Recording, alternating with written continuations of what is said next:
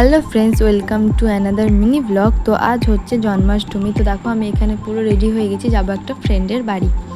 তো জন্মাষ্টমী উপলক্ষে ও বাড়িতে পুজো রেখেছিল, তার জন্য। তো আমি কিন্তু একা যাবো না, আমার সাথে যাবে এই যে ইনি, ও হচ্ছে আমার দিদির মেয়ে, ওর নাম হচ্ছে শ্রাবন্তী।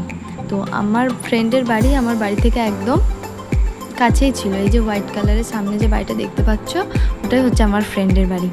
আর এই ফ্রেন্ড যার কথা বলছি, সে কিন্তু আমার একদম ছোটোবেলাকার বন্ধু, নার্সারি হাই স্কুল সব কিছু ওর সাথে একসাথে। ওর নাম হচ্ছে বৃষ্টি। ও দেখো খুব সুন্দর করে ঠাকুরের এখানটা পরিষ্কার করে সাজিয়ে গুছিয়ে রেখেছে, পুজো হবে তার জন্য। আর এই যে আমাদের গোপু সোনা। তারপর পুরোহিত চলে এসছে পুজো করার জন্য। এখানে কিন্তু গোপুর আরতি হচ্ছে।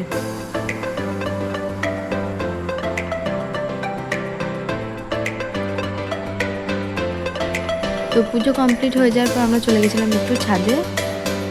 নিচে ভীষণ গরম করছিল তার জন্য। আর এই যে ওকে ছাদে আনা মাত্র ছোটাছুটি শুরু করে দিয়েছে। তো তারপর দিয়ে দিয়েছিল আমাদেরকে প্রসাদ। এখন খাওয়া গেলে এখন